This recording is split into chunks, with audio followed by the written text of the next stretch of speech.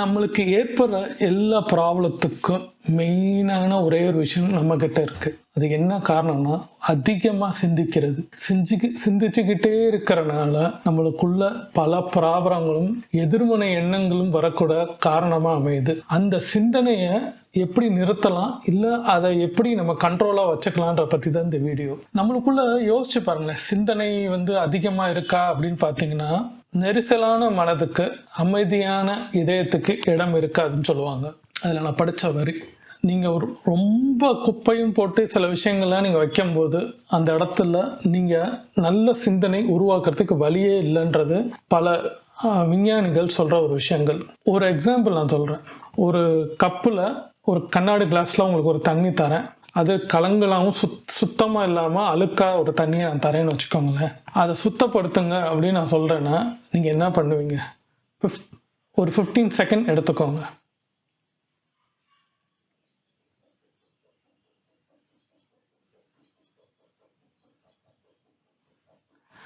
யோசிச்சிட்டிங்களா? நீங்கள் என்ன பதில் சொல்லியிருப்பீங்க? நீங்கள் உடனே அதை ஒரு வடிகட்டி எடுத்து வடிச்சிங்கன்னா தண்ணி வெளில வந்துடும் சொல்லலாம்.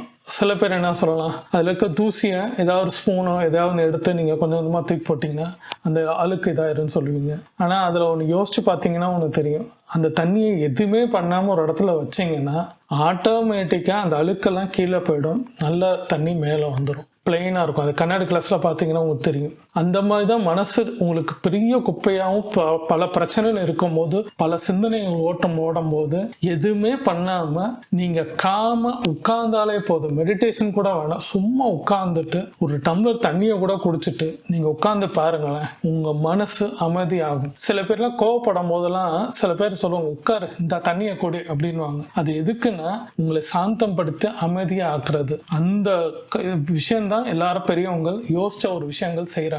இதே தான் நீங்க யோசிச்சுக்கிட்டே இருக்கிறதுனால என்ன ஆகும், யோசிக்காம டெய்லி இருக்கவும் முடியாது. ஏன்னா நம்ம யோசனை இருக்கதான் பல விஷயங்கள் நம்ம செய்வோம். ஆனா அளவுக்கு மீறி நீங்க பண்ணும்போது என்ன ஆகும்னா, உங்க யோசனை பன்மடங்கு ஆகிட்டே இருக்கும் போது ஒரு விஷயத்தை இப்ப செய்யணும்ன்ற நேரத்துல 10 விஷயத்தை யோசிச்சீங்கன்னா உங்களால செய்ய முடியாது. நின்று நிதானமா கரெக்டா ஒரு விஷயத்த செய்யணும், உங்க சிந்தனை காமா இருந்தா மட்டும் தான் நடக்கும். அதுக்கு இன்னொரு எக்ஸாம்பிள் சொல்றேன். ஒரு ஜென் கதையில நான் படிச்சது, ஒரு சாம்ராய், ஒரு வீரன் ரொம்ப பதட்டமாகவும் டென்ஷனாகவும் தனக்கு என்ன பண்ணணும்னு தெரியாம அந்த போர் முடிச்சுட்டு வெளியில வரும்போது தனக்குள்ள பல எண்ண ஓட்டங்கள் ஓடிக்கிட்டே இருக்கு.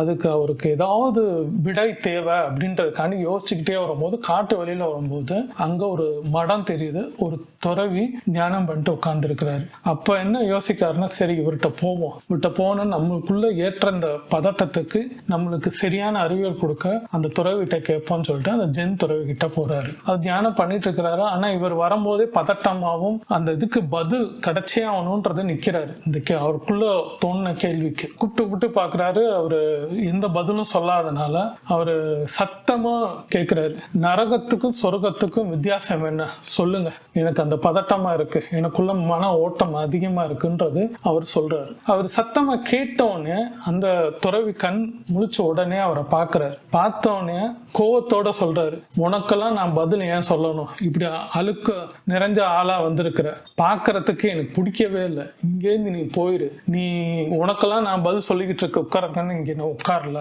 என்னைய தியானம் பண்ண விடு அப்படின்னு சொல்லிட்டு சத்தமா கோவத்தோட அவர் சொல்றாரு.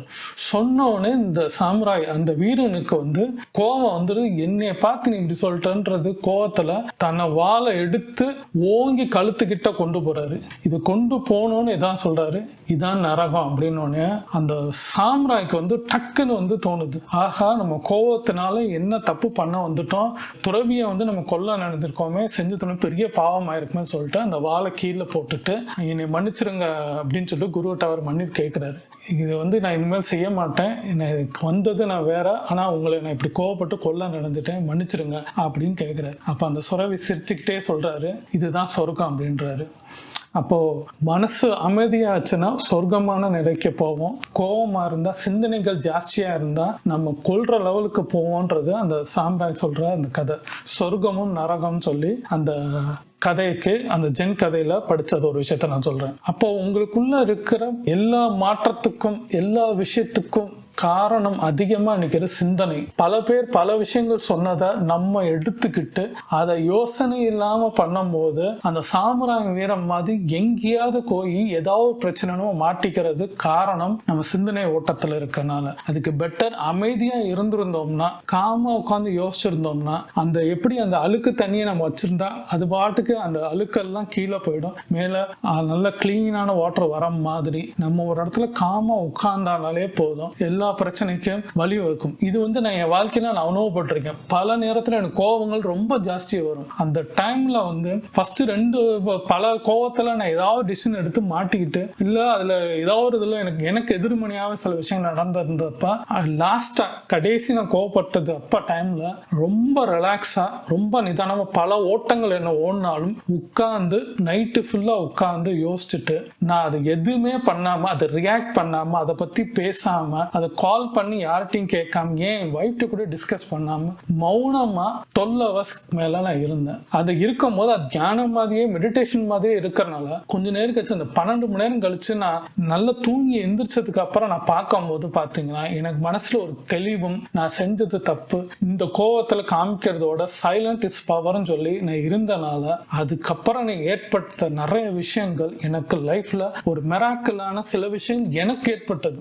காசோ பணத்தோட சில விஷயங்கள் எனக்கு மிராக்கலாவும் என்னையே நான் கண்ணாடியில பார்க்கும்போது அவ்வளோ ஒரு பிரமிப்பாவும் சந்தோஷமாவும் இருக்க காரணம் அந்த கோபத்தில் எந்த முடிவு எடுக்காம தெளிவா இருந்த ஒரு விஷயம். அதுக்கப்புறம் நான் படிச்ச சில புக்கள் எல்லாம் நம்ம இந்த சிந்தனை ஓட்டல் அதிகமா இருக்கிறதுனால நம்மளுக்கு இந்த மாதிரி விளைவுகள் வரும்ன்றதை நம்ம படிக்கும் போது ஏன் இதை உங்களுக்கு ஒரு வீடியோவா சொல்லி உங்களுக்குள்ளேயும் இந்த சிந்தனை ஓட்டங்கள் வரனாலதான் கோபங்கள் வரதுக்கு காரணமா இருக்கு. எங்க கோபமா இருக்குன்னா பேசாதனால சில விஷயங்கள் ஓவர் ரியாக்ட் பண்றனால அதை பத்தி ரொம்ப கற்பனையில போறது, அவங்க இப்படி சொன்னதுனால எனக்கு இப்படி ஆயிடுச்சுன்னு சொல்றத திருப்பி திருப்பி ரிப்பீட்டட் மோட்ல நம்ம செய்யறனால அந்த ஓட்டங்கள் ஓடிக்கிட்டே நம்மளுக்குள்ள ஏதோ உட்கார்ந்து சுத்திக்கிட்டே இருக்கிற மாதிரி மனசுல இருக்கிறனால அது எங்கேயாவது கொண்டு போய் அந்த சாம்பிராயம் மாதிரி பண்றதுக்கு வழி வகுக்குது.